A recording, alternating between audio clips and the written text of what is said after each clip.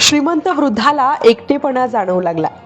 Call गर्लला बोलावलं पण संबंधादरम्यानच असं असं कुणासोबतही घडू नये. जाग्यावर सगळं संपलं. थरार ऐकून हादराल.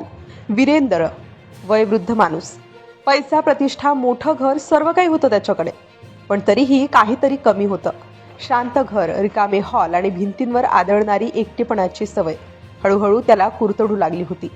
रात्री उशिरा मोबाईल हातात घेऊन तो तासनतास स्क्रोल करत बसायचा. कुणाशी बोलावं, कुणाला सांगावं की फक्त कोणीतरी असावं एवढीच त्याची इच्छा होती. एका दिवशी त्याला एक प्रोफाईल दिसली. नाव गोड, फोटो आकर्षक आणि बोलण्यात वेगळंच आपलेपण. सुरुवातीला साधं हॅलो, मग थोडी ओळख आणि हळूहळू संवाद वाढत गेला. त्या प्रोफाईलमधली व्यक्ती त्याच्याशी इतकी सहज बोलू लागली की वीरेंद्रला वाटलं शेवटी कोणीतरी मिळालंच जे त्याला समजून घेतंय. दिवसेंदिवस त्यांचा संवाद वाढत गेला. हसणं, थट्टा, थोडंफार फ्लर्ट, सगळं काही नैसर्गिक वाटत होतं. वीरेंद्र पूर्णपणे त्या जाळ्यात ओढला जात होता, पण त्याला ते जाळं आहे याची कल्पनाही नव्हती. एका रात्री तिने विचारलं, भेटू का? हा प्रश्न साधा होता, पण त्याचा परिणाम भयानक ठरणार होता. वीरेंद्र काही क्षण विचारात पडला, पण एकटेपणाने त्याला जास्त वेळ थांबू दिला नाही. त्याने होकार दिला. भेट ठरली.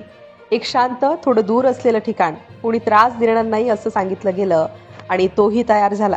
त्या दिवशी तो खूप उत्साहात होता. बऱ्याच काळानंतर कोणाला तरी भेटायला जाणार होता. स्वतःला व्यवस्थित तयार करून तो घराबाहेर पडला. रस्ता ओलांडताना, गाडी चालवताना त्याच्या मनात अनेक विचार चालू होते. कशी असेल ती? काय बोलू? एक विचित्र उत्सुकता होती.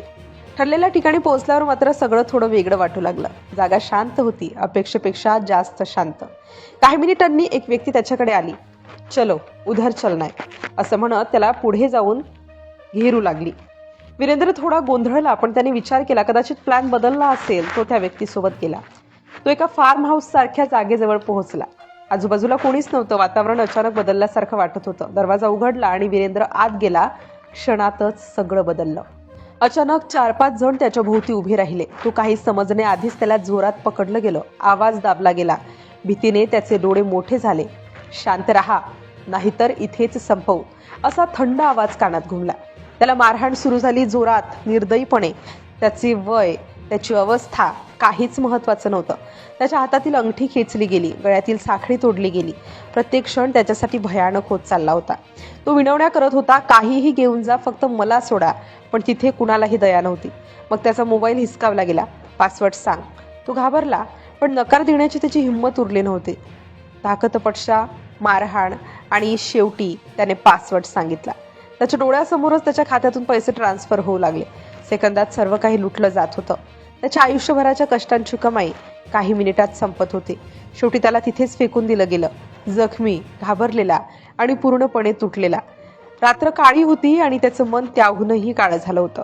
दुसऱ्या दिवशी त्याच्या कुटुंबाला सगळं समजलं आणि पोलिसांपर्यंत ही घटना पोहोचली. तपास सुरू झाला. मोबाईल लोकेशन, डिजिटल पुरावे आणि एकामागून एक धागे सापडू लागले. हळूहळू संपूर्ण चित्र स्पष्ट होऊ लागलं. तो प्रोफाईल, ती मैत्री, तो विश्वास, सगळं खोटं होतं. हे एक नियोजनबद्ध जाळं होतं. Honey trap.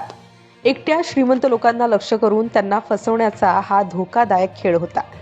वीरेंद्र फक्त एक बळी होता, अशा अनेकांपैकी एक. काही आरोपी पकडले गेले, काही अजूनही फरार होते. पण प्रश्न अजूनही तसाच आहे. आपण ऑनलाईन कोणावर विश्वास ठेवतोय, ते खरंच कोण आहेत आणि एका क्षणाच्या निर्णयासाठी आपण किती मोठी किंमत मोजायला तयार आहोत? विचार करा.